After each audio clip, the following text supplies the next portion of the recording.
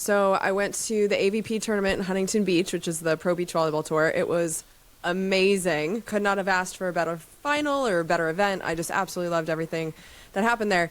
But I am cheap, and so I didn't want to pay for any drinks when I was there. So one of the sponsors was White Claw Zero. So it has 0% alcohol in it. I can drink it. And they had two flavors, mango and some like cherry thing. Yeah. I didn't like the mango. So I must have had over the course of 3 days about 40 of these White Claw Zeros. That's a lot. It's a lot. And like I always assumed that White Claw gave me headaches because of the alcohol, but now I think it might be that the sugar. The natural flavors. Yeah. Well, it's not a lot of sugar. It was only 15 calories. Whatever deal with the devil that they make to have it taste sweet. Yeah, and I don't... You pay for it eventually. I feel like sugar doesn't give me headaches the way 40 of these did. So I love aspartame. I can't shake it. Yeah, you did a little experiment there. That's science. I love aspartame. I will continue drinking aspartame until I get headaches. Well, I don't think it was aspartame. What's your love affair with aspartame? I really like Diet Coke, and right now I'm drinking Fresca sparkling soda water. But it's got, zero sugar? It's got 1 gram of carbohydrates and very little sugar. So, I most of my health habits are predicated on me being an idiot. So if I get a sugar craving, and I can go, hey, dumbass body, what if I give you this that tastes sweet but doesn't have real sugar in it, and my body seal claps and goes, yay, then terrific. That's what I want to do. That sounds reasonable. Yeah. Does that Fresca have natural flavors in it? Because I think that's the weird chemicals that might be giving me the headache. You don't know what that is. This is all completely lab-grown synthetic bullshit that I'm putting in my body. I don't think there's anything natural about this, even the water. I think it came from a space station that they dribbled down to Earth, and I'm fine with that. That checks out. Heaton, we got some sweet and sour news for you about your adopted hometown of Austin, Texas. What do you want first, the good or the bad? The good, but I think I know what it is. Is it the massive YIMBY reforms that passed? Yes. The zoning reforms that passed in Austin, including 1,800 square foot minimum lot size. That's down from 5,750 minimum lot size. 10-foot setbacks, 5% can be porch, and compatibility buffer around... Well, 5 feet can be the porch. 5 feet can be the porch. Compatibility buffer around SFH shrunk from 540 feet to 75 for multi-story buildings. That unlocks 60,000 new homes, and I think what you were mentioning a few weeks ago, a single stairwell thing is now being investigated for feasibility, but there is movement, positive movement in that direction. But big zoning reforms. How too messing are you? I'm just grateful to the good people of Austin and a rare instance of a city council working in the right direction. That's all fantastic stuff. That is going to, long-term, help ease prices that are rising because of artificially restricted supply. This is great. I'd say zoning reform and electoral reform are probably the only two things that I'm optimistic about in American politics, and this is one of them. This is one of the reasons why. Because they happen. Because people are talking about it and they actually happen. Yeah, this is something where enough people and so far, thank Christ, this has been fairly nonpartisan. It will become partisan at some point. At some point, one of the two big parties is either going to take the football and run, or more likely become the NIMBY party. And at that point, it'll turn into a giant culture war crusade bullshit thing. But for right now, it's fairly apartisan, and it's more to do with, do you have a home and want to weaponize the government to inflate the prices, or do you see the bigger picture? And bigger picture people are gaining traction. Not sure I like it. The bad news is that it's going to be 100 degrees this weekend, but none of us are going to be here. So that's that. Even the bad news is good news. The 100 degrees doesn't bother me, but getting out of my car and having my glasses fogged up was a different experience from Southern California life. I was like, why can't I see? It's because it's a sauna out there. Yeah, it's a little schwitzy. But I think you and I are swamp people because I kind of like it. Oh, I love it. I was in Florida this weekend. It's great. I just walk around. I feel like I'm being nourished. It feels like I'm being charged like a phone on one of those contactless phone chargers. That's what it feels like. It feels like I'm just gaining power whenever I walk around the swampy environs of Central Florida. I did buy new pants to prepare for it because I found that the swamp ass comes real quick in denim, and that's never something I've ever had to deal with. So, yeah, when we were in California, I bought Oh yeah, you got like hippie Pants. pants. Yeah. Like it looks like you should be giving a henna tattoo. Yeah. With pants like that. Yeah, I have now 3 pairs of hippie pants, and I think I'm really into them, and like this is going to be a trend. You should be cornering somebody about the stoned ape theory. That's what you should be doing in pants like that. I I'm just don't going to know focus what on that the is. lovely you should be temperature in Washington, D.C. right now and the YIMBYism. That's what I'm going to focus on as you all talk. You should be listing your juggling school amongst your alma maters in those pants. I've tried to juggle. Not one of my talents. No? The pants just don't fit the talents. Maybe you want to try at the live show on Friday?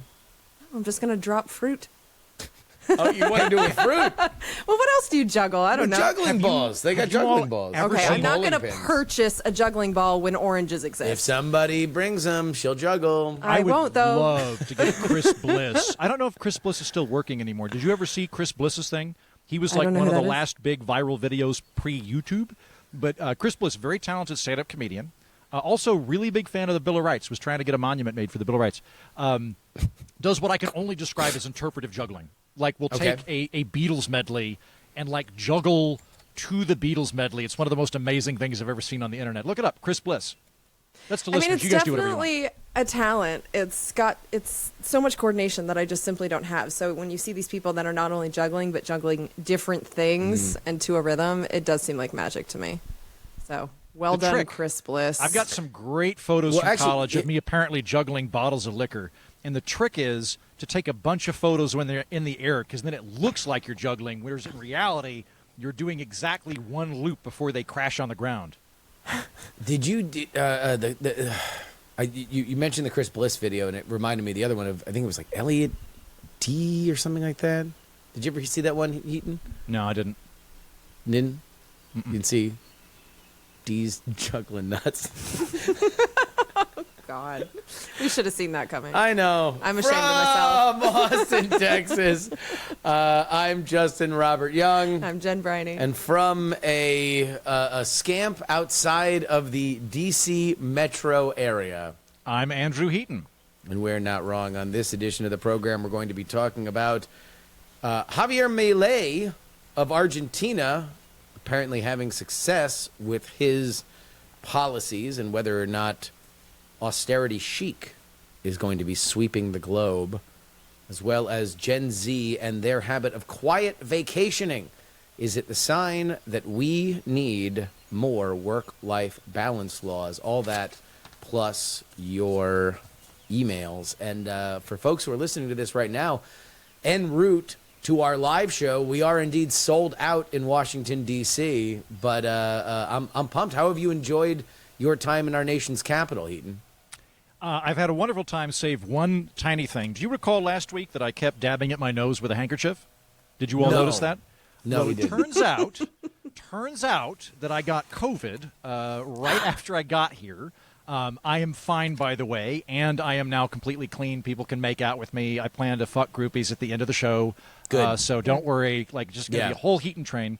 Totally clean. But it did somewhat derail my activities here in the nation's capital. That being said, I've had hangovers that were much worse than this bout of COVID. Actually, whatever the hell it is I picked up in New Hampshire, Justin, when I was up there with you, that was far, far, far, far worse. So I got off very easy. I was a little drippy for a day, and then I just had to cancel a bunch of things and work here in the camper. That being said, it's been fun.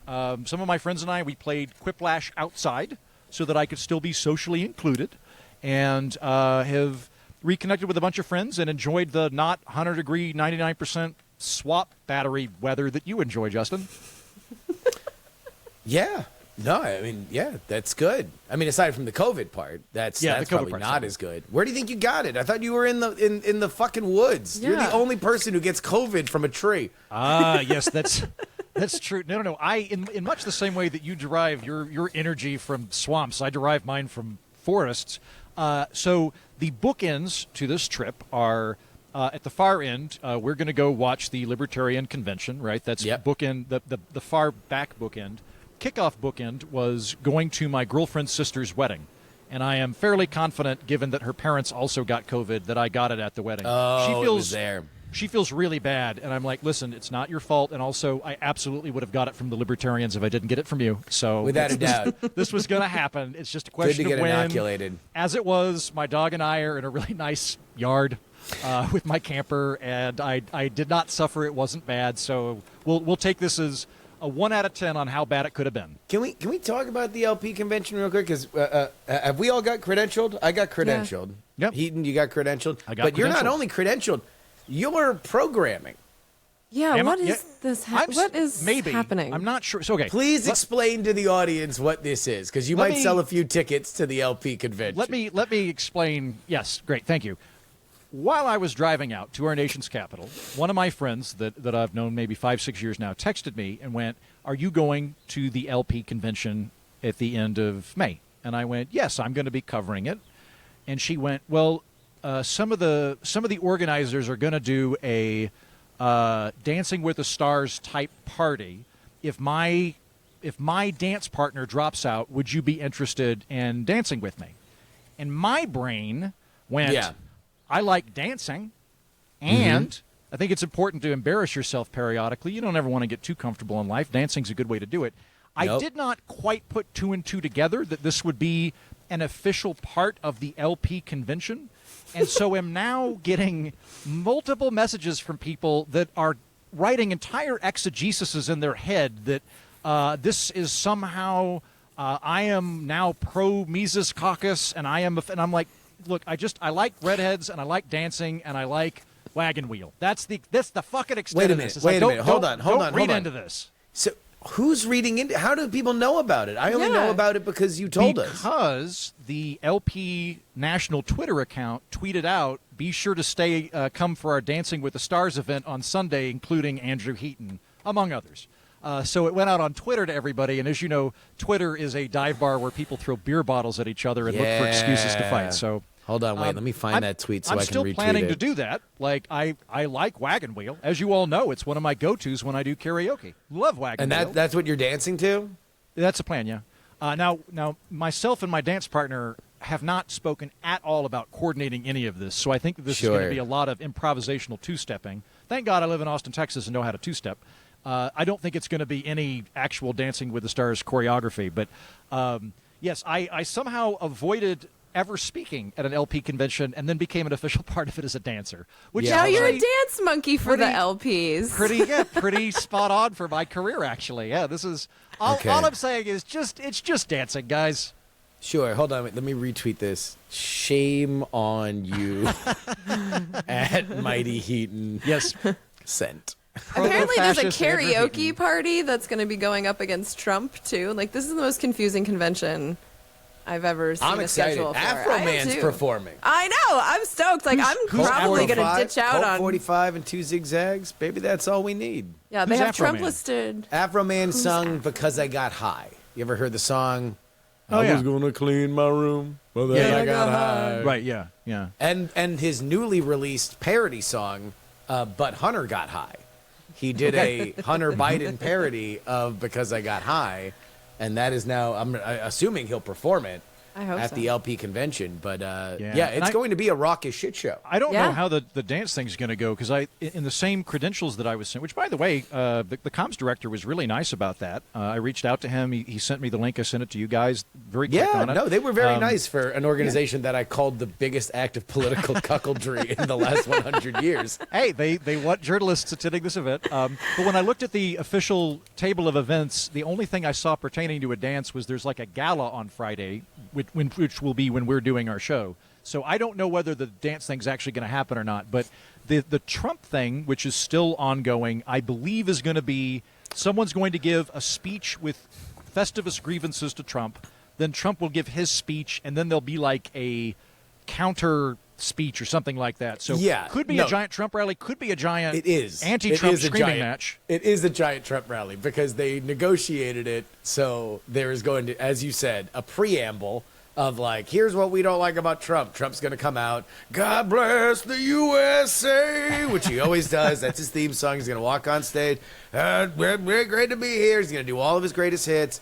He's going to talk about stuff that happened over the last week, about how the FBI had deadly force during the Mar-a-Lago raid and all that kind of stuff. He's going to talk about the two-tiered system of justice, and that's why it's ridiculous in New York. He's going to get a big round of applause because most of the people who came to that event are probably going to be Trump fans. And then he's going to leave, and so is the crowd. And then somebody's going to get up on stage and say, but also, I didn't like Fauci.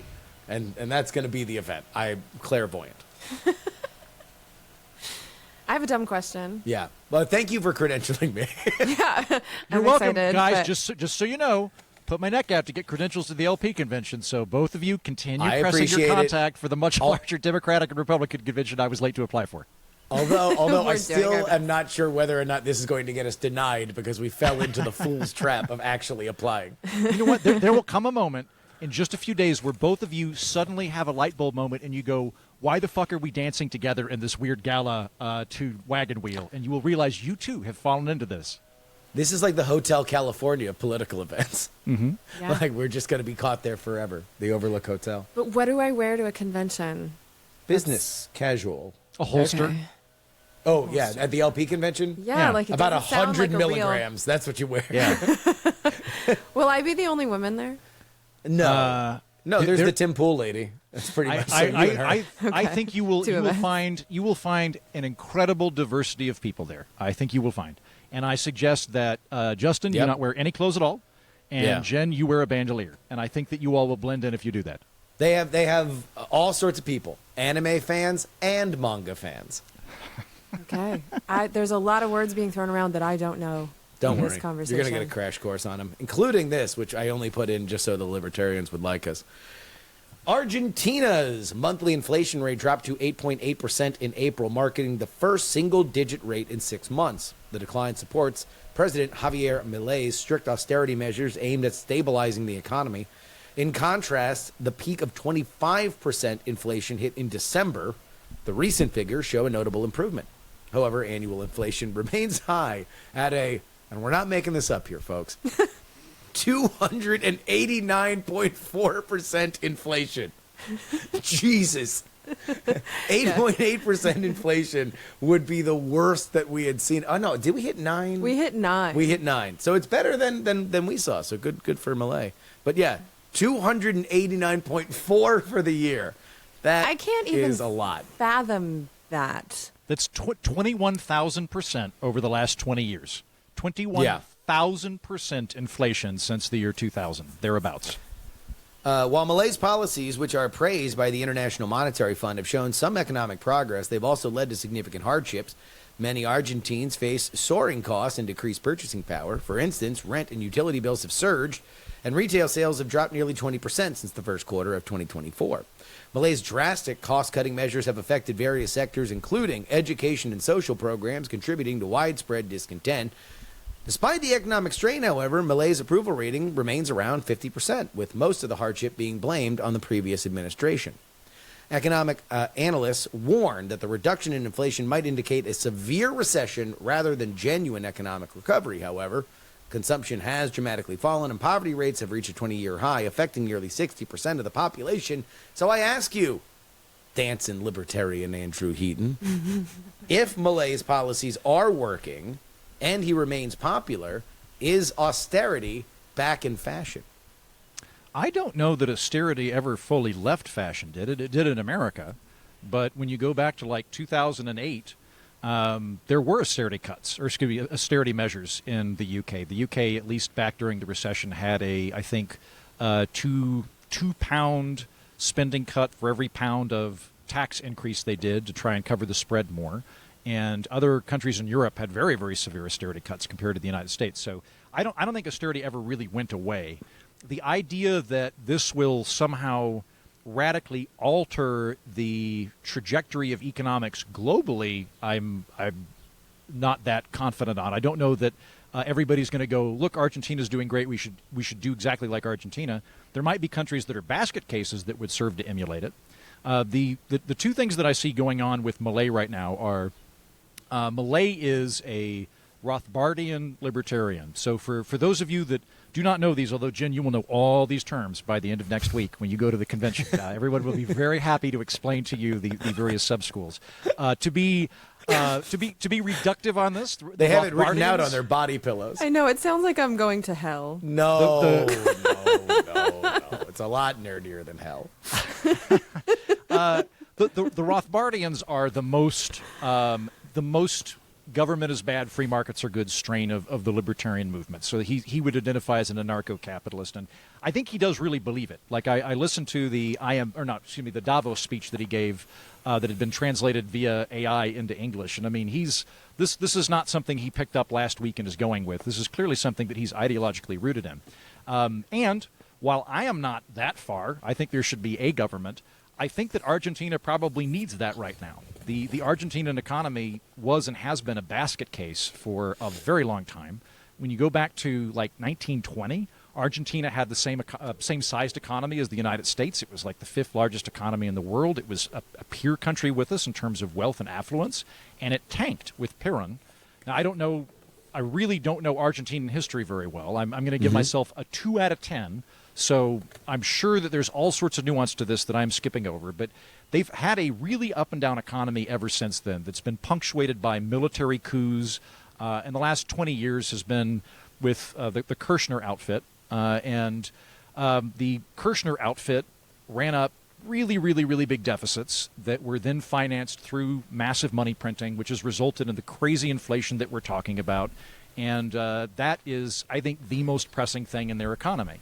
Inflation is the most regressive tax you can do because everybody's paying it, and the poor get really, really bit by inflation the worst because they're having to buy consumer goods with decreasingly valuable money, and their wages aren't going to catch up with it. And so they're getting absolutely screwed over. When Milei came in, the poverty rate in Argentina was like 45%.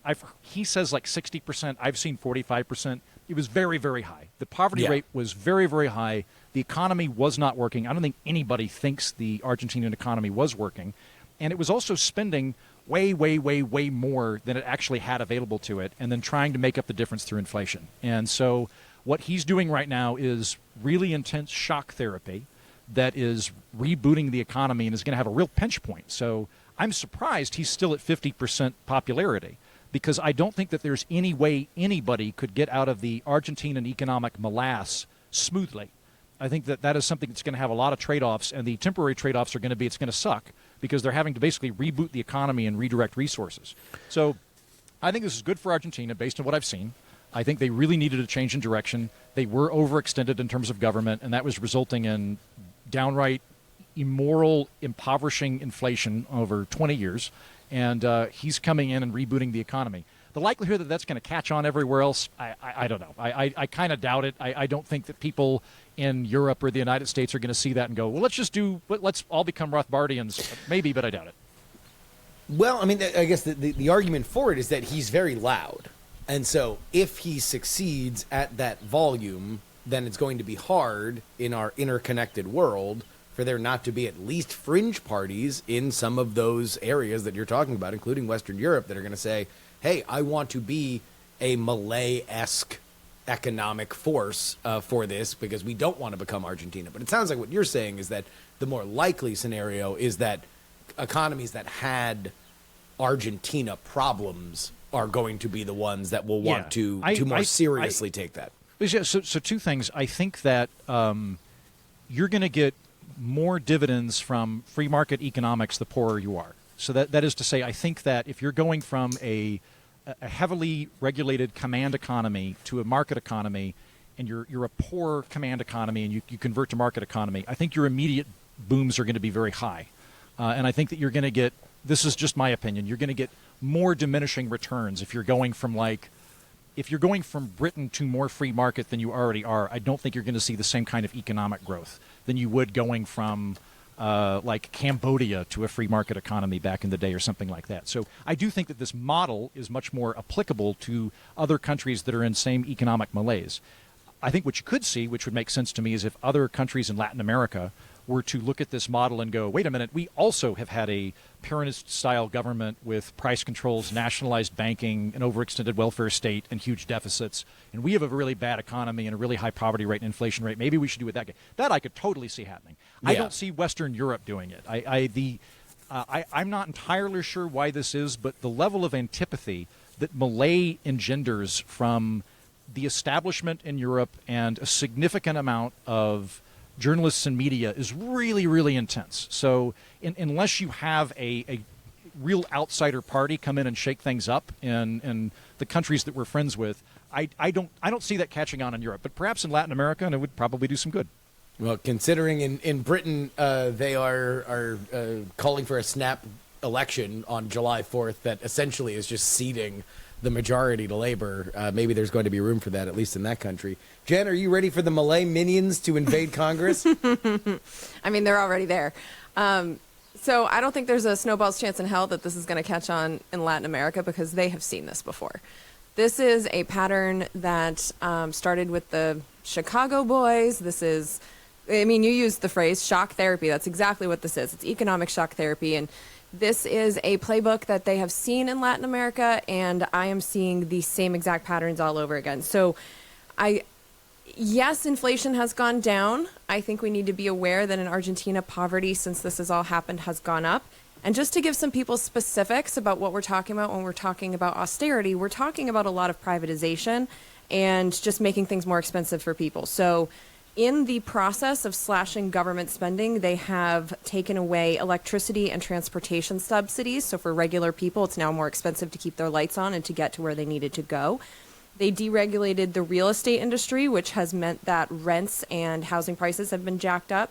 They privatized infrastructure projects, and in doing that, they canceled a lot of construction that was going on being paid for by the government. So it's led to massive layoffs, not only in the construction industry, but in all the different industries that feed into the construction industry.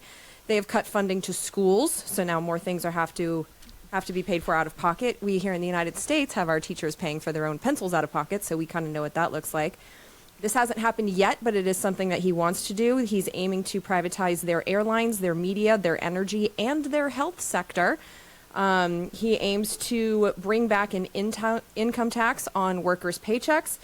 They reduced maternity pay and unemployment pay at the same exact time that people were getting laid off in massive numbers because, of course, he fired a ton of government workers. And this has led to huge protests. So I don't know, the polls are saying that he has 50% support, but there's a lot of people in the streets.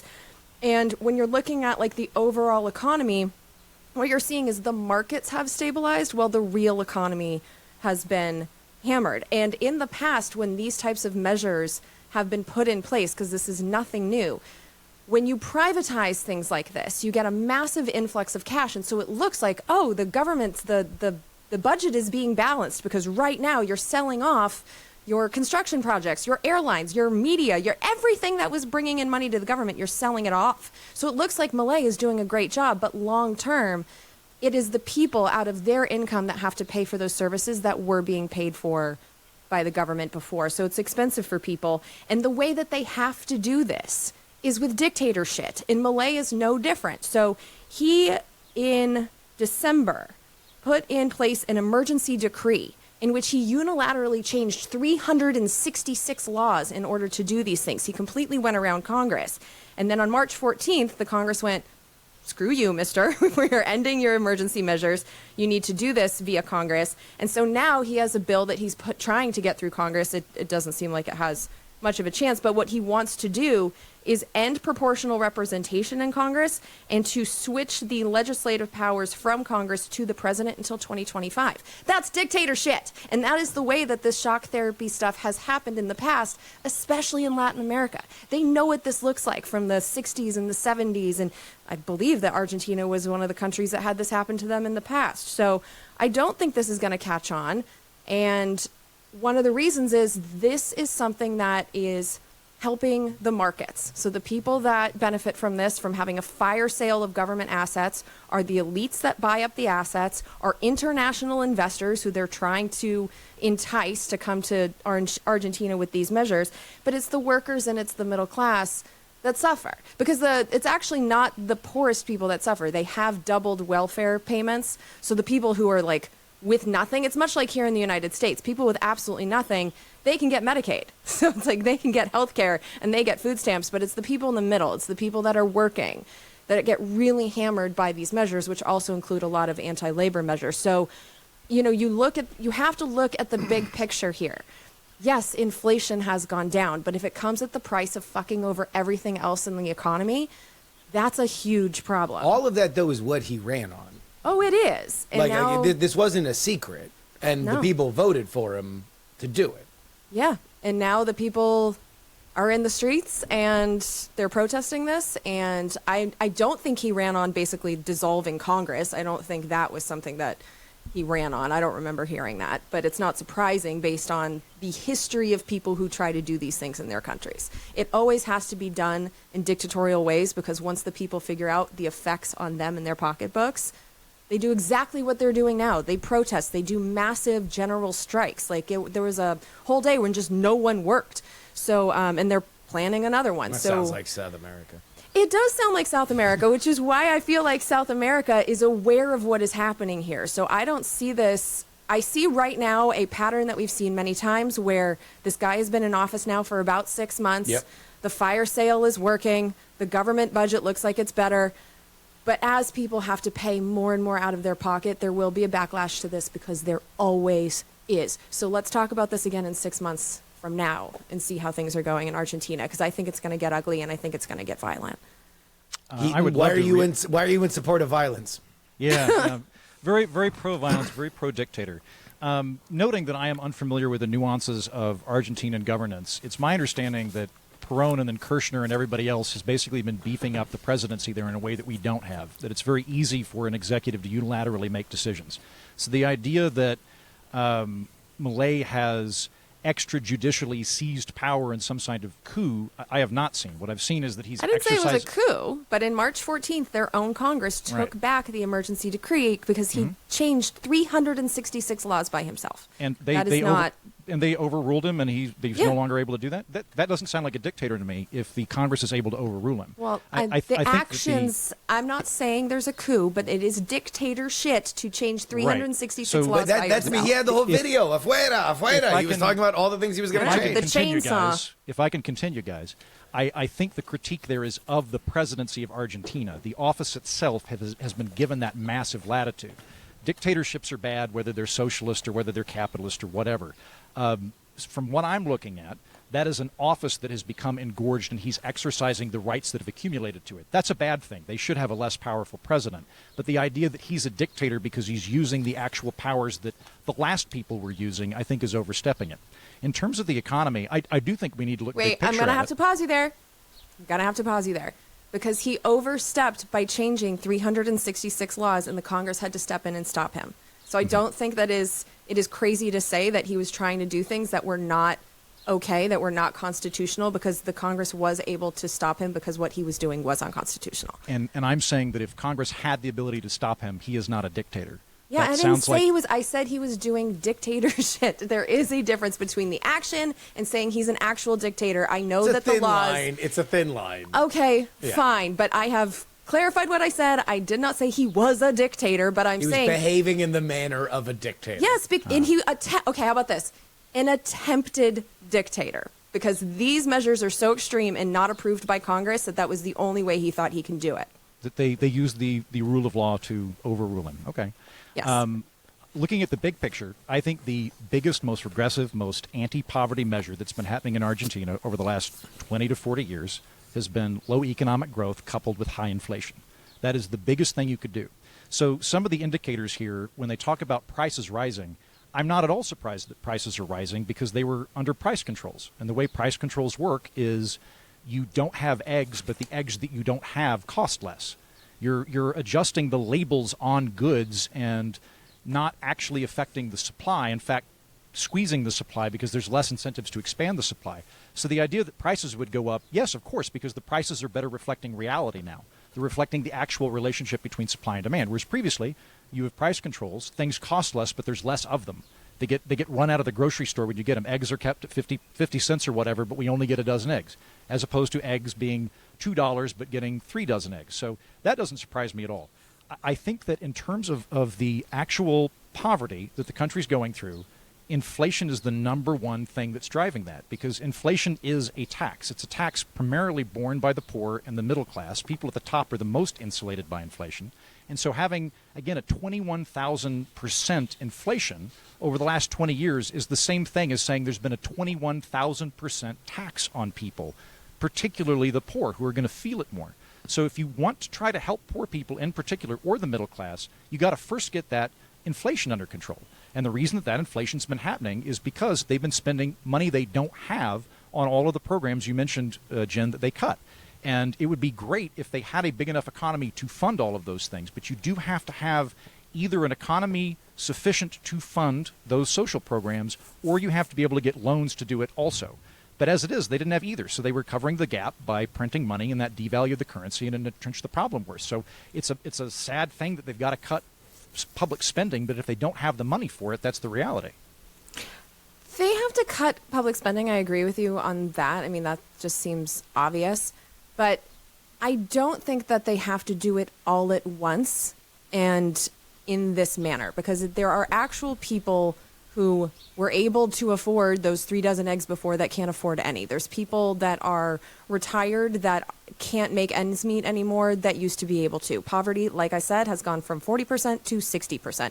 So the real economy, the way that this is affecting human beings in Argentina, because he has chosen to go so like harsh and all at once, this has happened in the past. The people always revolt when it happens, and the reason is because actual people are now hungry and like not able to afford their rent. So you have to find a balance between balancing your budget and not cutting the government so badly that the services that people were actually depending on disappear, and then people are fucked. And that's what I think is going to be the problem in Argentina. It already is a problem in Argentina, is this shock therapy stuff. It's been tried and tested, and the people always get hurt. Always get hurt.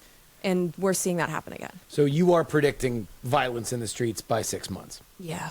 Jen, violence in the streets by 6 months, yes or no? No, I think this is going to look like America back in '82. In the 1970s, the last time we had a period of exacerbated inflation in the United States prior to our most recent phenomenon, inflation got bad. We did cut back on spending, and it pinched, because that's what happens. There's no way. This is when you're in monetary situations like this, particularly in an economy that's propped up by government spending, when the government doesn't have the money to spend, there's no way to just smoothly transition. You're rebooting or unplugging, whatever metaphor you want. You're going to get pinched. We got pinched, and then we came out of it. So in '82, the spending cuts were attributed to Reagan and the Republicans in Congress. He got shellacked in the midterms, and by the end of the 1980s, the economy was broadly seen as being in a good place. I think that's probably going to happen with Argentina. The thing that I would again put out is, like, what would the counter option be? I mean, I don't think anybody thinks that Argentina has the money to pay for its public spending. The deficit's huge, and the inflation is massive. I mean, it sounds to me like the difference in opinion here is whether we do it fast or we do it slow. And I think if I can finish, you could maybe make the argument that it would be better to do it slow to let people kind of recuperate, but that's also just saying dragging out the problem longer. You done? All right. Come on. Well, I mean, I thought it was a conversation. Well, I was still talking, and I finished my sentence. Please go now. All right. Jen, go ahead. I think there's a big difference between pinching and punching. And what Argentina is doing is they are privatizing industries. So they are taking stuff that used to make money for the government and employ people for projects that were needed. We're talking about major construction projects that are now disappearing. And all the people that had those jobs and were contributing to society are now sitting there without anything to do. So they have taken the economy and ground it to a halt. And I think that is going to be a problem. I mean, I was just in Tennessee. This is an anecdotal thing, but it just shows like the long-term effects of privatization. There was I don't know if it was the mayor or whoever decided to sell off the parking meters in Tennessee. And so a private company got a long-term contract. And so that local government, it looked really good on their balance sheet because they got an influx of money from that company that bought the parking meters. And now no one wants to drive into downtown Nashville, because the parking is so damn expensive and they're locked into this for 10 years. The city government now hates it because they're not getting that income anymore. So it's very short-sighted to sell off assets. Yet this is exactly what the International Monetary Fund constantly demands when they give out their loans. And one of the reasons that Argentina is in so much financial problems is that they owe the IMF $44 billion. And even though it goes against the IMF's own rules to lend more money out when they're in that bad of a situation, now that the privatization is being promised, now they're giving billions of dollars more to Argentina. So there is this idea that, selling stuff off to the private sector is good for a country. It's just been proven wrong too many times. And so I think that if they were to be trying to balance the budget, that's one thing. But this seems like an opportunistic way of getting international financiers in there to privatize assets, because Argentina has lithium. Argentina has fossil fuel wealth. Argentina has agricultural wealth. The big corporations want to get in there. And so if this is a massive fire sale, I think that is long-term really bad for Argentina. And that's exactly what we're seeing. And so I think that is really where I'm judging what I'm seeing right now, especially based on history. I'm seeing a fire sale of their assets, and I think that's going to hurt them long term. You said this a few times, Jen, that these were things that were making money for the country. What if they were not? And what if they were bloated government programs that were a drag on the economy, and so privatizing them at the very least means that they stop bleeding? Well, I don't think their fossil fuels were bleeding them. Depends. You can bring in a lot of money, but if you spend more, then it's a drag on the balance sheet. Or just a comparison of optimum use. It might be bringing in money, but it might come in more from the private sector. It might be more efficient.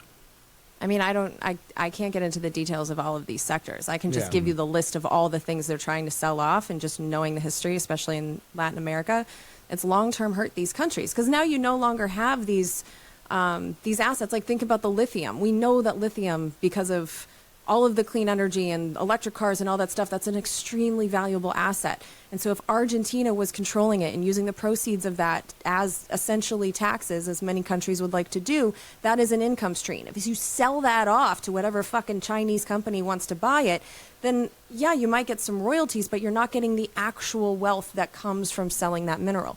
Also, these companies go in, Bechtel was notorious for this. You sell off a construction project, the international company goes in and they bring in their own people. So they're not even required to hire the local workers a lot of times. So a lot of the times, the way that these deals are structured, they benefit international companies to the detriment of the locals. It's the locals whose land is being used and being sold off, and it's the roads that are going through their property because they have to build the dam or whatever the hell it's going to be. And so they're the ones that are paying the costs. They're not being hired in so many of the cases. They're not getting the good jobs. And with the government like this one, they're tearing up labor regulations. It's a part of their platform. So even if they are hired, they don't have the protections that they used to. And when they get fired, they're not going to have the unemployment benefits that they used to. This is a pattern. We've seen this before. We've seen this. And so that's the part that, when I have the spidey sense, that's the part I'm most concerned about, is that they're selling off the wealth of Argentina. And I doubt that this particular man is the one who's going to be working to protect the middle class in the process. Heaton? I think you're right. We have seen patterns of privatization. And if we go back to the 90s, they were something that was very good for the majority of people in former communist countries. You look at the economies of the Soviet Union or China or Cambodia, where all of the industries were nationalized, they were incredibly impoverished. And going through Eastern Europe, now Central Europe, you look at East Germany versus West Germany, there was a very good experiment going on there. The market economy in West Germany was clearly better than the nationalized economy in East Germany.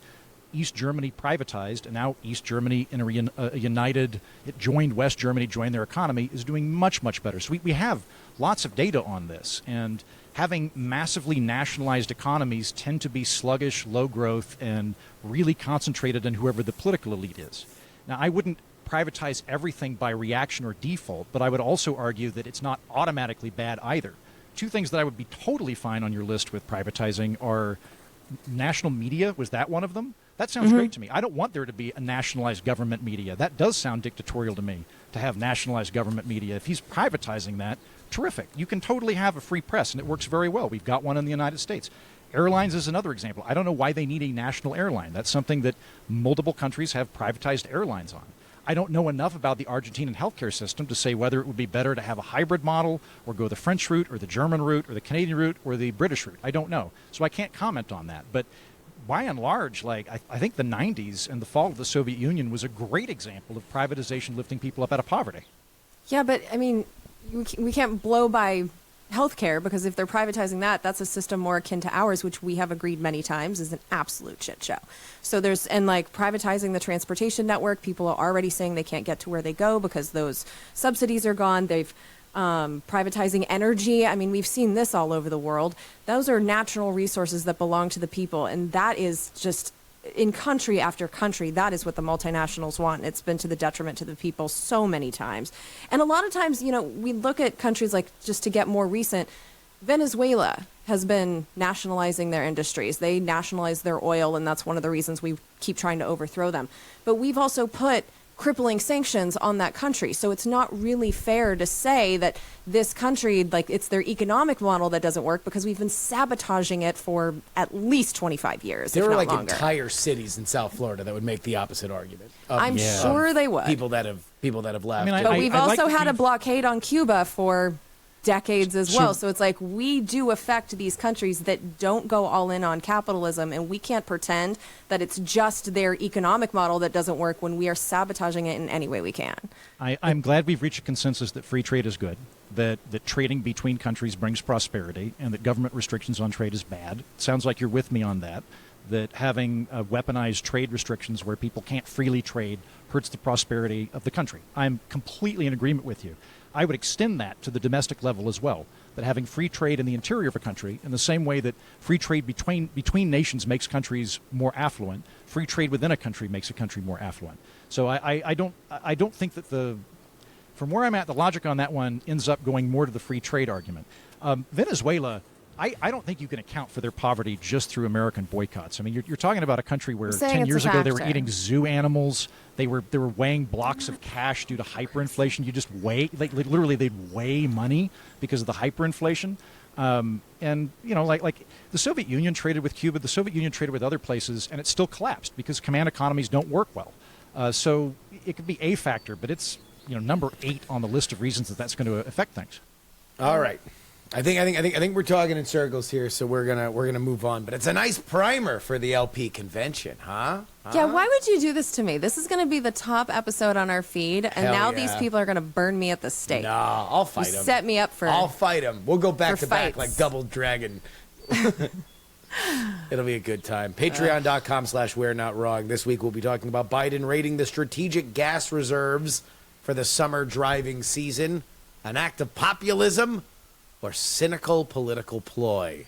That's what you get on the Patreon. Patreon.com/We're Not Wrong. Thank you to everybody for continuing to make that a reality. It's the reason why we can go out and do these live shows. They would be, I mean, they're not profitable now, but they'd be hilariously unprofitable if we were making no money on this show. So True. thank you for everybody doing that. Let's talk about quiet vacationing. Shh. Majority of U.S. workers, 78%, don't use all of their paid time off, with Gen Z and millennials leading this trend, according to a Harris Poll survey.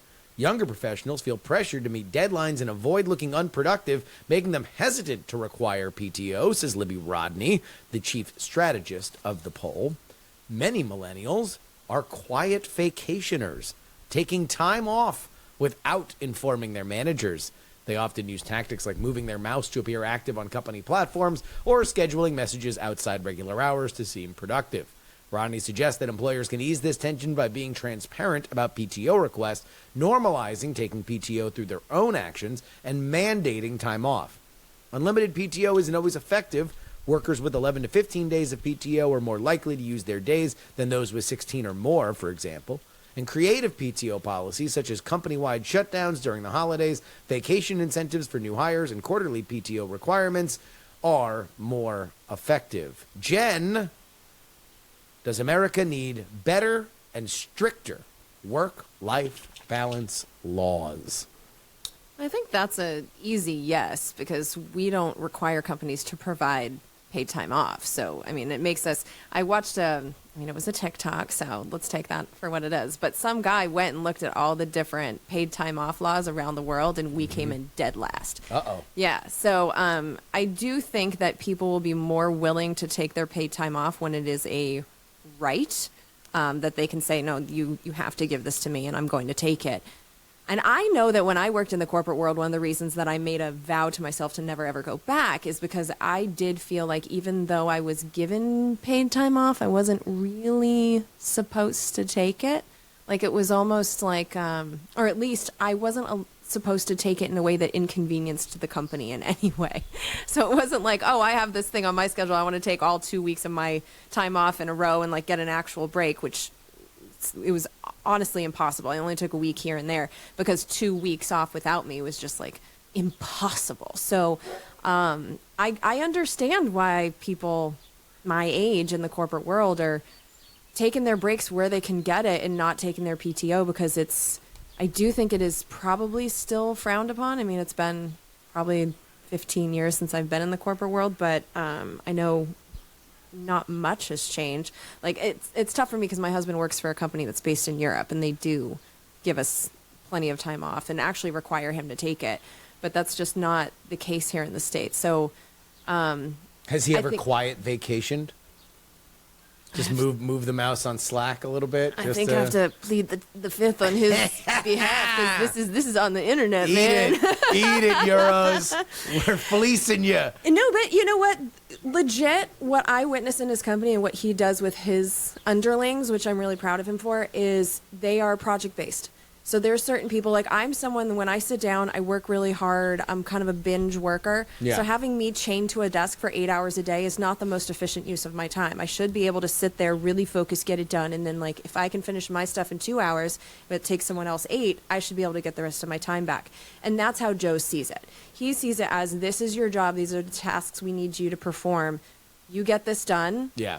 Then do what you want with the rest of your time. And them being a fully remote company, I think their time is more, they're more free to work with their own time, because it kind of has to be project based, because you don't have the old model of like the boss standing over your shoulder. But even me, like I had to be in the office for 8 hours a day, and there were plenty of hours that I was spending on Facebook or just staring at the ceiling trying to take a break, because I just, didn't. That's when I started blog writing.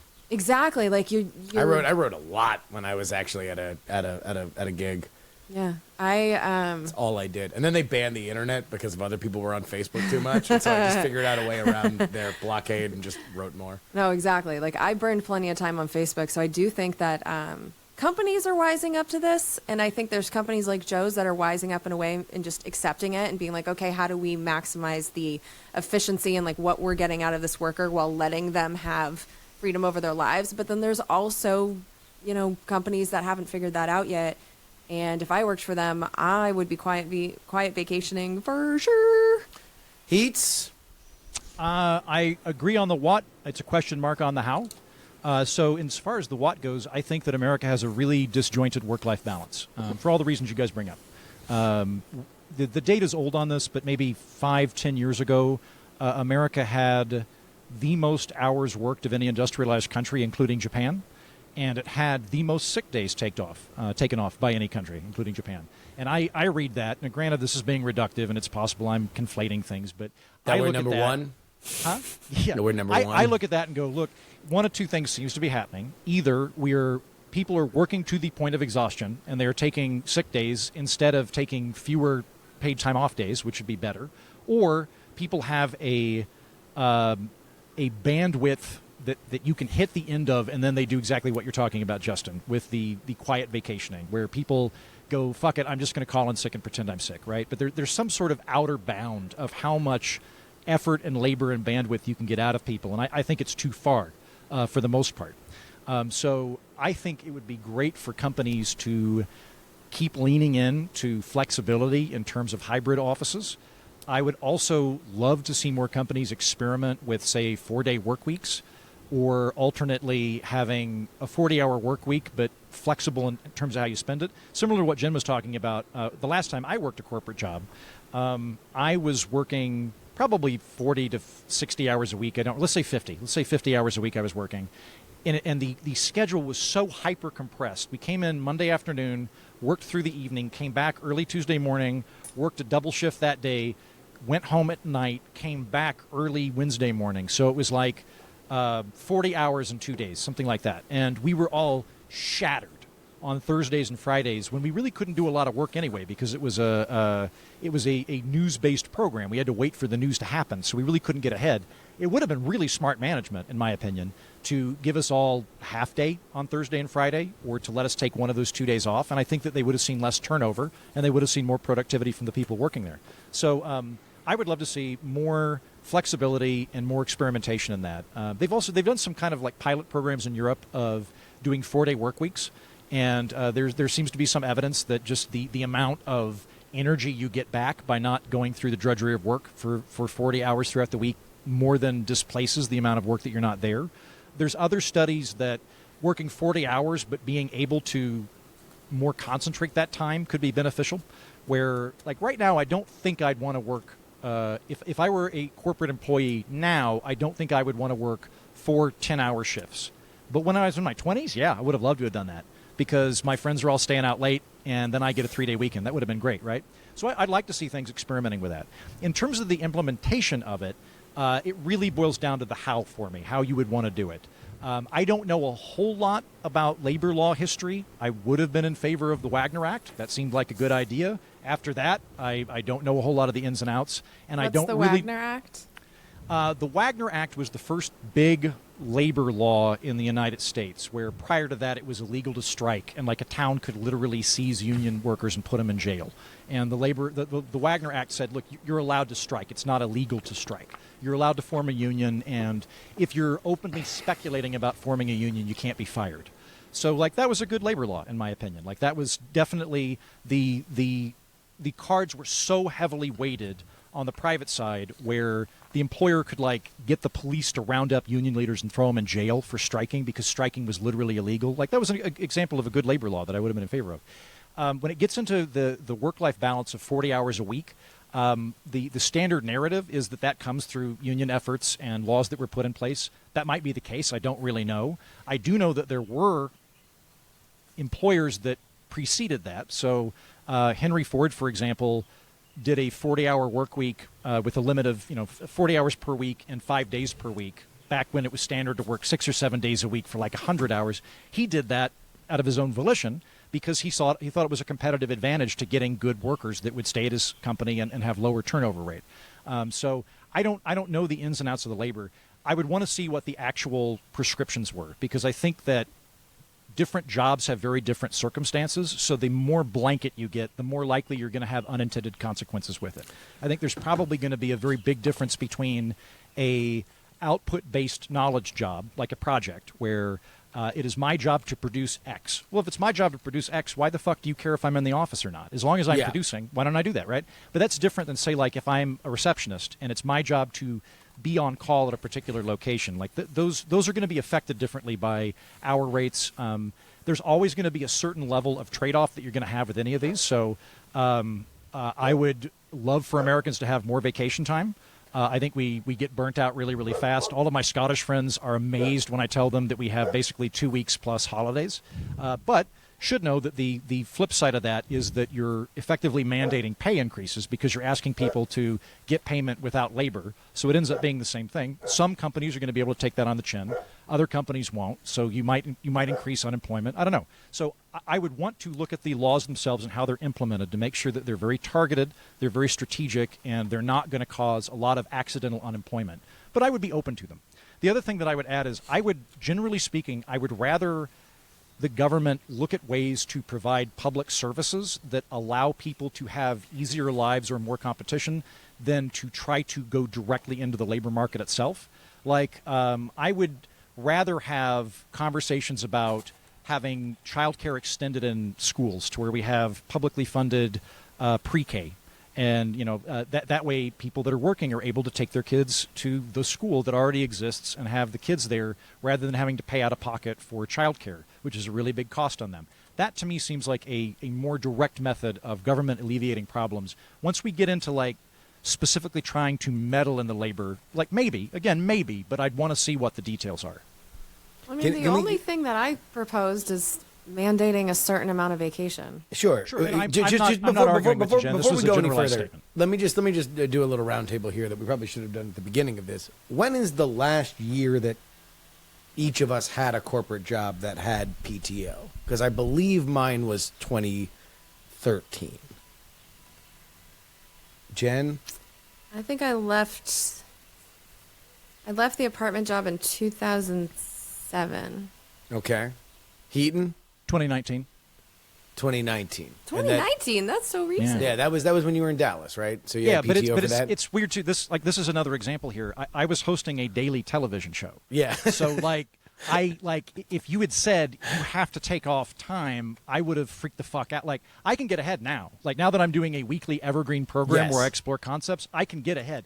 Back then, like, Jennings, my producer, my long-suffering producer and friend, we sweated fucking blood just trying to get 3 episodes ahead. Like, we worked for 6 months to try to get enough programming that we could take a week off. And I think the network would have been fine with us taking a week off, but that would also mean that our numbers would have declined during that period. People may not come back.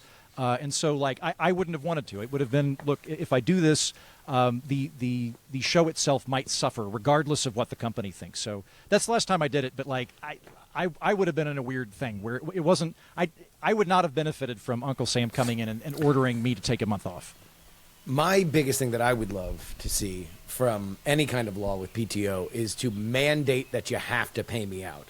Any of this use it or lose it shit, I would rather, for me personally, or at least at the point that I had these jobs, luckily the company I worked for did not have that. Some of them did, and it was around the time that Silicon Valley started doing the unlimited PTO, which was always a scam because they have a bunch of engineers that never want to stop working because they just eat their chicken nuggies and type away, and that's just what they do every single day.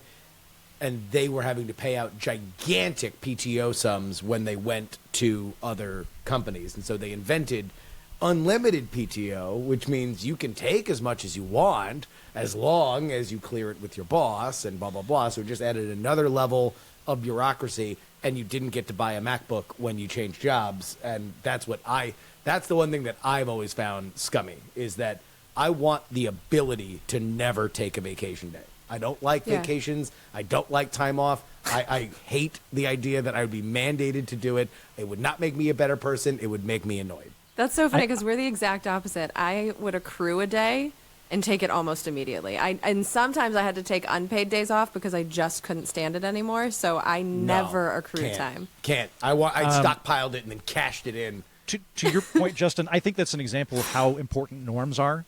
Like, again, I'm open to labor law. I just want to see what the specifics are. But it's much more powerful to have norms than it is labor laws in this kind of environment, where if the expected norm of everyone in the company is, I've got my vacation time and I'm going to fucking leave, that's great. So, like, when I worked my second to last corporate job, I was working at a cable television news company as a writer, chronically understaffed compared to other cable television programs. Like, Rachel Maddow probably had a staff of 20. We had a staff of 6. So constantly understaffed, constantly overutilized. And the result was, if anybody got sick, the whole thing was a fucking nightmare until they came back. And if anybody went on vacation, it was a fucking nightmare until they came back. And I was very firm that I was going to take my vacation because it was part of my job. I wasn't going to do any of this bullshit where I left 3 days on the table. I'm taking it. And I would, like, be very adamant on behalf of my colleagues to tell them to go take their time. Like, we will figure out a way to deal with it, but this is part of your remuneration. You should feel comfortable doing that. Don't feel shamed into sticking around there. But you almost need to have a kind of cultural norm in place for that to really take root. Yeah, I don't know, man. I'm here for the cash. Just let me make as much money. You ain't my friend. You ain't my family. I don't have to like any of you people. I just need to show up, make as much money as possible, and walk with as much money. And if I can exchange those PTO days for cash, I'll do that instead of taking a vacation. Can I spit a couple more labor ideas at you? Please. I like the idea of family time off for having kids. If we were going to do that, I would want to do it more along a Scandinavian model where a block sum of time is given to the parents to adjudicate between themselves. I think it's less likely under those circumstances that women are going to suffer lack of promotion.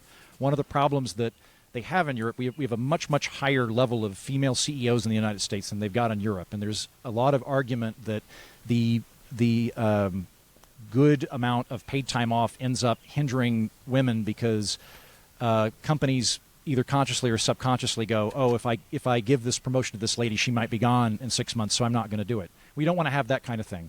I like the idea of if we're going to do it, having it as a block. That way you don't quite know who's going to take the time off. It's more likely to create a smokescreen.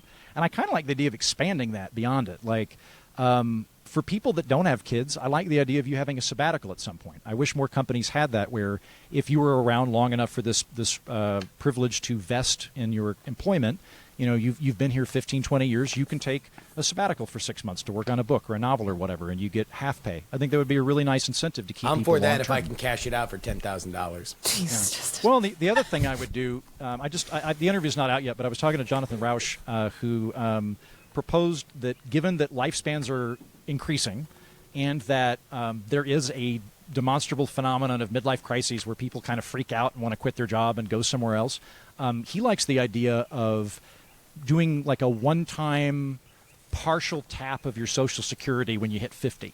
So that if you really want to go write a novel or take up painting or go back to school or something, you have that ability. And I think that would be nice, because for people that are, for people in particular that are working hard manual jobs that are beginning to pay into the system at like 16, 17, 18, and are much more likely to die sooner than people in the knowledge economy, they put in their whole lives and they may never get to see any of that money. So I like the idea of that, restructuring it slightly so that people have more latitude to pursue their own individual dreams and projects. What a beautiful world with the beatific tweeting of birds behind it. I love it. We're not wrong pod at gmail.com. With butter or syrup, I prefer syrup. We're not wrong pod at gmail.com. That's where you write into the show. Apropos of nothing writes, Justin wins the eyebrow contest. Andrew wins bedhead. And Jen's glasses are classy. Thank you. I got new glasses in the Bay Area. Look They at should that. be here soon. Look at that. And Yeah. by the way, the only way that you see us is if you subscribe to our YouTube. YouTube.com/@ We're Not Wrong. And if you are a patron, you get video versions of the Patreon episodes that are only available there as well. So a reason. If you're like, oh, wait, hold on, I don't even know what these people look like. Yeah. You People can are always see surprised us. by what Justin looks like, by the way. I know. Like, people Why? are always surprised I'm as tall as I am. Everybody Yeah. thinks I'm a lot shorter than I am. I'm 6 foot even. Yep. And Justin, I don't know. People think you're like a chain-smoking 50-year-old or something Basically. like that. That's of indeterminate ethnic origin. No, And- yeah. I look, I think in people's mind's eye, I resemble like a more grizzled version of Ron Jeremy. Like that's what people hear when I talk. But instead, I'm a lithe and fit mustachioed man. It's true. You know, Who looks So, nothing like Hitler. nothing like Hitler. Nothing Nothing. like Hitler. Put that on a poster.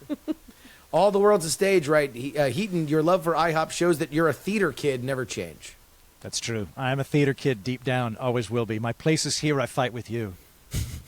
That's This is from one Les of my Mis. favorite. One of my favorite things is that no matter how badass an actor is in a movie, just know that they were the kids singing Les Mis at IHOP Yes. at 2:00 in the morning. 100%. Is that what goes on at IHOP in the middle of the night? Oh yeah. Yeah. The Oh, theater God. kids acting extra. Hell yeah. This No. is why I'm a Denny's girl. That would That and the piss me Stoners. off. I don't want to hear that shit. There is one solar panel manufacturer in America, writes, I believe Jen mentions that there are no current U.S.-based solar panel manufacturers, but I believe that First Solar does manufacture here in the Valley of the Sun in Arizona. You are correct. First Solar does exist here. I forgot about them because everyone hates them. Gotcha. They're apparently the worst to work with. I've heard nothing but bad things. So, but yes, they do exist here. Fixing Money in Politics writes, any citizen can give any amount of money to any candidate that they can vote for. Ooh. So that's the rule. You have to be able legally to vote for that person, and then just restrictor plates are off. You can put as much as you want. I like that. I I like think that a lot because we have so many senators from all over the country that keep going to California. It's like, you're not even fucking from here. Like, what are you doing? But if they could cut off that tech money for a lot of It would save a other lot of people. Democratic donors a lot of money in California and New York. Because Yeah. every year there's some dipshit who runs against like Mitch McConnell or Ted Cruz. Beto probably was the biggest version. He's a great of it. example. And Yeah, where it's like all these people, they're just like, we're gonna do it, flood this dork with money, and then he just coughs it all up, and there's nothing to show for it. So for the fiscal prudence of Democrats in New York and California, this should be passed. Either move to Kentucky, move to Texas if you really believe in it. Otherwise, just put it in your kid's college fund. You I don't like need that to a be giving. lot. This would have been a better thing to do than restricting the amount of money you could give to candidates back in the day under McCain-Feingold. There's a good argument to be made that a lot of the political rancor we have right now is we capped the amount of money you could give to candidates back under McCain-Feingold. And so Yeah. what did people do? They started giving money to super PACs that are not controlled by the candidates. So Yeah. you get a politician. I'm going to put who- that in gigantic air quotes. Not Yeah, controlled well, by the but candidate. you get Right. you get a politician that I think plays fair, like Bernie Sanders. I don't agree with Bernie Sanders, but I think he's a good guy. And to his credit, he campaigns on positive messages. He doesn't demonize his opponents. Guys like him don't control the super PACs. He can't. So if you want to support him, you end up giving money to an affiliated super PAC he may not have any influence over, or like John McCain and like Swift Boat veterans or something like that, where like he might be like, I have a real problem with doing this particular thing. So if you were to do that and get the money under the control of the candidates rather than just shoveling it into super PACs, that'd probably be better. I saw some clips from a hearing, and Mr. Bernie Sanders sounded exactly like Andrew Heaton talking about the 32-hour work week. Like, pretty much Heaton's entire rant could come out of the mouth of Bernie Sanders. So Cool. You you know what? actually do agree with him on something. Finally, when I meet him, we'll have an opportunity to bond. I actually think you two would love each other. For the record, I like their. I'm not going to mention any names here. There are several people that agree with Bernie Sanders that I cannot fucking stand. I like Bernie Sanders. Are you talking about me again? No. No, there's a couple of political figures that I find really, really goddamn irritating. I like Bernie Sanders. Not the one I was thinking of. I was thinking of two. No, baby girl. But I'm not going to baby mention girl. who it is. Baby girl. I think that Bernie Sanders is wrong about economics at a fundamental level. However, I think that he is very earnest. I think that he believes what he says, and I like him. Just on a personal level, I would hang out with him. There are several other people that I would not want to hang out with, but I would love to be neighbors with Bernie Sanders. I will say, Andrew Heaton, in all of our conversations, that deep down in his soul, like Bernie Sanders, he too is a Brooklyn Jew. Yes. Like that is without a doubt. It actually helps because like my adopted uncle Gene Epstein is Yes. just libertarian Bernie Sanders. So Jen, I don't think you know Gene. I hope you get to meet him. He's a dear friend of mine. He's a wonderful person. And Gene adopted me when I came to New York at the lowest zenith, like me stealing ham sandwiches out of trash cans, like that kind of thing. Gene took me under his wing. He's a wonderful man. I hadn't seen him during the pandemic because of the lockdowns and shit. And I call him and I'm like, hey, Gene, I'm back in New York. I'd love to get lunch with you and catch up and stuff. And he's like, yeah, meet me at so and so at 2:00 in front of my house at this particular deli. And I went, great. As I sat down, before I said hello, he goes, how could you want to fund NASA? You're like a moon Nazi, taking money from citizens to spend on rockets. How could you want to do? It just rants about me being in favor of NASA as a concept in general. And then, after 15 minutes, I'm like, so how are you? Hi. So you can see how I'm like, I've already met Bernie Sanders. I've just met the bizarro world version of Bernie Sanders. My favorite Bernie Sanders thing is when Elizabeth Warren tried to corner him on live television during the debates back in 2020 and say that he was a misogynist. His actual reaction to Elizabeth Warren trying to live mic him is just the purest version of a Brooklyn Jew defense shield. Okay. Let's not do this here. Okay, but just everything else, let's not do this here. That was the politician.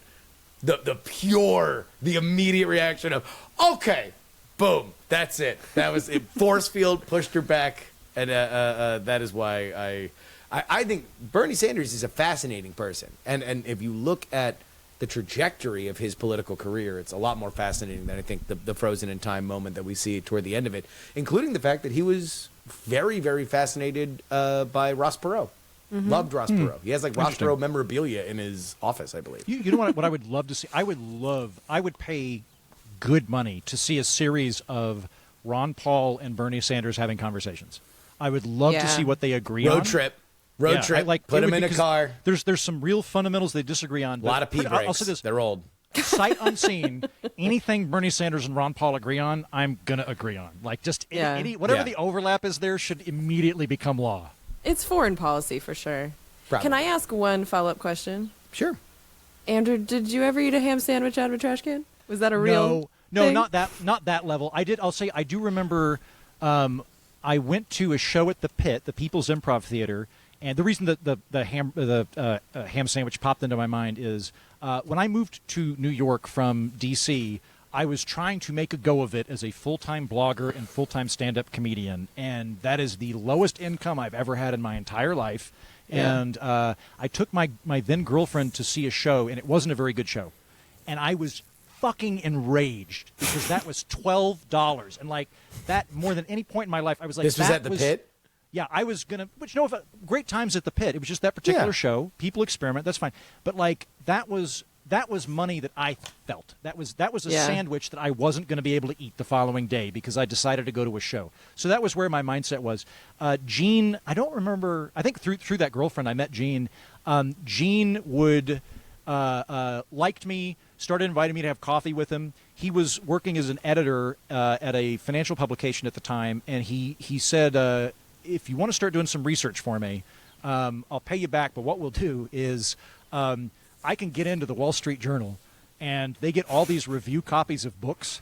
So if you want, we'll take all but one of the review copies of a given book. You can schlep them down to the old used bookstore and then exchange them for grocery money. And that's how I ate groceries the first year I was in New York. Again, we always left one copy of the book. We thought that would be thievery. That if they gave them 10, I'd take 9 and I'd sell them to the because they're Strand. not going to distribute 10. They're not going to distribute 10. That's not stealing. On the debates, a math major minoring in constitutional studies at Notre Dame writes, I don't think that the third-party candidate debate cutoff that Jen advocated makes sense. Jen said that if you are on enough ballots in theory to win, then you should be on stage. Fundamentally, the problem is this.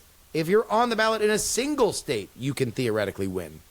If you come in third, which could happen by carrying a state and no candidate receives 270 electoral votes, which could happen by somebody carrying a single state, then the House of Representatives elects the president from among the top 3. Here's a plausible map where this takes place. In this scenario, somebody like Jim Justice, and I add editorially, the big fat dump truck baby dog, runs independent in West Virginia because of his massive support in that state and its long record on not conforming to general national politics, and he wins.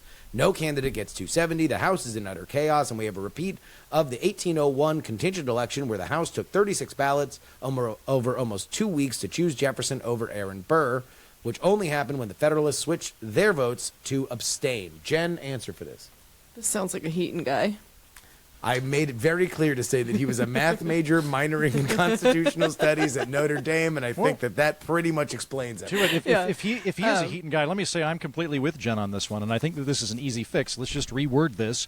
Any candidate that could outright win an electoral victory in the Electoral College gets to be on stage. There you go. Yeah, if you can get 270. Yeah. Like if you have enough to get 270. Yeah. So, by the way, there is some stuff that came out about the Trump-Biden debate over the last 7 days from when we first talked about it.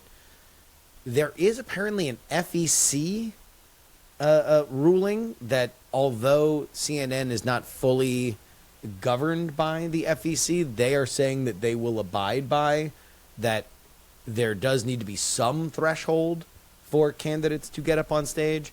That being said, almost assuredly that will not happen by the cutoff window for RFK. But what threshold have they even? They said 15% in 4 national polls and enough electoral ballot access to get to 270. So it's he would have to overperform where he's at in the polls now to hit 15. And Who, RFK? RFK. And by the way, the New York Times, Jesus, hatcheting that campaign. I read this before the show today. They did a whole thing on Nicole Shanahan, the vice president. Oh, yeah. Just brutal. Almost no on the record sources. Says that she threatened to kill herself twice or harm herself during her 2 divorces. One to somebody that she left almost immediate 27 days after they got married because she was already fucking Sergey Brin, and then Sergey Brin, which she says, again, no on the record sources, multiple off the record sources, saying that she fucked Elon Musk on ketamine during a party during the pandemic. But that makes me like her more. I know, me too. Look, like, it was brutal. Absolutely brutal. And in my opinion, journalistically, you should probably get one on the record source, so at least somebody is banking their reputation on some of this stuff, because it's really, really ugly. But also, I wish that they would have, 25% of the amount of curiosity that they have for Nicole Shanahan's personal life for Ashley Biden's diary, which was confirmed as real, and says that she doesn't know whether or not she was molested while she was taking showers with her father, the president of the United States. What? Yeah. When was what? Hey, wait, when did we find out about this? Who is this? Wait, who is this? Ashley Biden, Joe Biden's daughter. Yeah. There was a situation with her diary that was handed to Project Veritas of all people. Well, those dicks. But it was not confirmed as hers until 2 weeks ago. She confirmed it in court that it was hers. Stop it. So, like, that's a thing. You would think that if you're doing unsourced stuff about Nicole Shanahan's personal life and whether or not she fucked Elon Musk on ketamine and whether or not she threatened to kill herself during divorce stuff, that's pretty nasty that you did with an unsourced story. It's nasty, and, like, it's so mean because I don't think that has anything to do with her qualifications for president. Maybe fucking a dude on ketamine, that dude being Elon Musk, considering he's kind of his own country at this point with his level of wealth, but, like, her being suicidal, that's just vicious and completely irrelevant. We've gone into hyperdrive. I'm for doing it, but get a source. Heaton? I'm really bothered by how politics... Justin, help me figure out if this has always been the case. Maybe I'm just putting on rose-colored glasses. But it seems to me that we're really leaning hard into figuring out ways to dismiss people or ideas rather than countermand them. So, like, in the 90s... Republicans could dismiss something by just going, well, it's socialist, or he's a socialist, and that's it. Now the conversation's over. You need to explain why that instance is a socialism and why it would fail. Like, you can't just slap a label on something. And here recently, it's like there's these candidate kill shots of why you don't.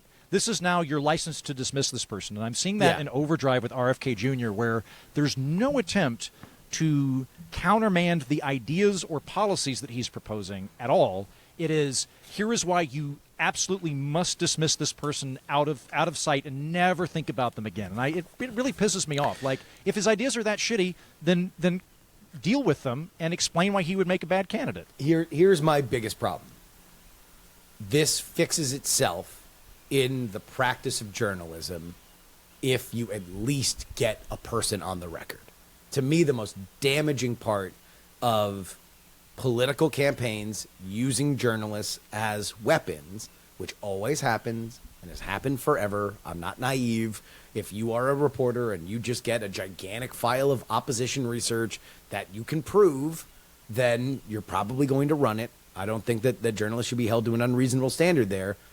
But if you are running stuff that is out and out gossip, if you are running sources say inside the campaign kind of stuff, get somebody on the record. Like, I just think that there should be at least, if you want to have somebody saying an ex-husband or a friend of an ex-husband or a member of her family saying that she's an absolute monster, you got to put somebody else's reputation as collateral. Like, air the rumor, but air the source. I think, and Like when the Not to entirety be- of not- the Kennedy family came out to discuss why RFK Jr. is evil. At least they put their names on it. Exactly. I mean, number one, that's the other problem, is that it's like, you obviously have a lot of people that are inside this that are Democratic donors in the Silicon Valley world that Nicole Shanahan used to be a very close part of. And you have the majority of the Kennedy family that's going to leak every secret that comes to RFK. I have no problem with anybody doing that. You're allowed to do it. I just think it's bad practice to not force somebody to put their name on it. If you want this run, then somebody's got to put their name on it. That's my thought. Agreed. A serious proposal writes, since the Democrats and Trump are dead set on keeping anybody reasonable off the stage, what about setting up an independent debate? I like Jen's idea of the only qualification is to be on the ballot in enough states to hypothetically win the Electoral College, plurality, not majority, and you should do it this way. Use YouTube or X as the forum, keep costs low and relatively independent of the parties as compared to the legacy networks. Get at least 2 people, maybe 3, who will show up, RFK Jr., the LP and Green candidates, invite Biden and Trump, and place empty podiums when they decline. You have it moderated by Nick Gillespie and his analog, assuming there is one, amongst the Greens, and his analog amongst the Dispatch Bulwark crowd. I feel like this has been done, though.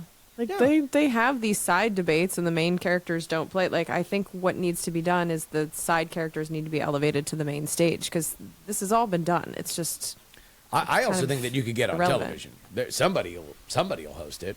Fox will host it. CNN will host it. Yet they MSNBC will host haven't. it. I mean, you know that these campaigns have asked, and yet they haven't. So why is that? To put them on with the main people. Yeah, they won't put them on with the main people. And I'm less stringent about that than you guys are. I think that by and large, America likes to vote for McDonald's or Arby's, and they don't care about Long John Silver. How Yeah, but dare you half of compare us- Arby's to the Democratic Party? Yeah. The relevant comparison there is McDonald's and Burger King. And Arby's Burger is King, you're third right. party, fucker. That's Yeah, right. it All is. right. I immediately retract my comment. You're right. The Republicans and Democrats are We won, McDonald's and Jen. Burger We King. won. Woohoo! Purple meat. We're Not Wrong is a production of Dog and Pony Show Audio. Our editor is Will Saddleberg. On PX3 this week, we've got a great guest, a former representative named Scott Klug. He represented Wisconsin. His seat was eventually taken over by Tammy Baldwin. Big believer of terms that he was going to serve. Said he was only going to serve for 12 years. Wound up serving 10 years. But went from 90 to 99, one of Newt Gingrich's whips, and now is dedicating himself to finding people in the middle. And so he's got a brand new podcast. He came on a great old political hand, and he had some great perspective on a lot of stuff. But that's on Wednesday's PX3. Jen? Awesome. My Palestine episode is finally done. So this should be the last, hopefully, unless there's some crazy law that they pass, but this should be the last in the series about Israel and Gaza. And that should be out around the same time this episode is. So check that out. It took me a month to complete. It was a pain in my ass, but there's some really important information in there because no matter what happens, these laws are going to affect Palestine long term. Like their chances of getting a 2-state solution with our help, the chances of, any humanitarian aid that we bring there actually being delivered. We're seeing the consequences of this right now because we built that pier thing and the aid isn't being delivered. You can find out in the law why that is. So, important episode, not the happiest topic, but eat your vegetables, listen to it. And the next episode will hopefully be more fun. But Heaton. I have dessert and no vegetables available for you this week. I got it into my head where I was talking to somebody and they mentioned like psychopath, and then later in the conversation sociopath came up, and then narcissist came up, and I went, I don't know what the difference between a psychopath and a sociopath is, or a narcissist. So I contacted a prison psychologist and asked him to come on my program to explain to me the differences between a psychopath and a sociopath. So Nice. For anybody which that one like is Justin? Neapolitan, baby. Neapolitan, yeah, it's a really fun chat, and for anybody that like this is like the closest to true crime that the political orphanage has gone into, where we're getting into how people think on that like criminal level. So it's a lot of fun. Although I will note, I plan to listen to both of the episodes that my peers just brought up. I would love to listen to Jen's episode because I would like to do a Palestine-Israel episode of the future, and would love to basically use Jen and her research for my own purposes since she's already done it. And also, Justin, I've had two people that aren't you that have asked me when your guest is coming on my program. So apparently I very much need to listen to that episode. I immediately set up an email with the two of you guys because I do think that you would very much dig it. I think he would be a good resource for you to kind of relitigate the questions that you had for Justin Amash about how parties are organized, because Justin Amash was never really inside of that structure, and Klug very much was inside of that structure. A Gingrich whip, yeah. And I think he is now somebody that very much wants to find people in the political middle. He literally has trying to find political orphans in the tagline of his podcast, and so I was like, "Well, so he pretty much good has news, to come on the show." Good news for you! I know Yeah. the headmaster of the orphanage, so Nice. I set that up. So make I sure might you- even have some questions for him. Yeah. Former member of Congress. I've never actually spoken to a member of Congress, I don't think. Well, he's. We spoke for a little bit after the show, and he was like, "Yeah, I've been doing a lot of radio hits to promote the podcast," and I'm like, "Well, number one, that's Why not great go on that you're doing a lot podcasts, of radio guy? hits." Yeah, but I'm like, Yeah. there's a technological divide that is hard for people that are still listening to radio to get over. No, they're driving Better a car. go on They're not shows. going to immediately Our look up shows. your Yeah. Because people are already in the digital tent. All right. That's it for us. For Jen Brainy and Andrew Heaton, I'm Justin Robert Young, en route to D.C. And we're not wrong.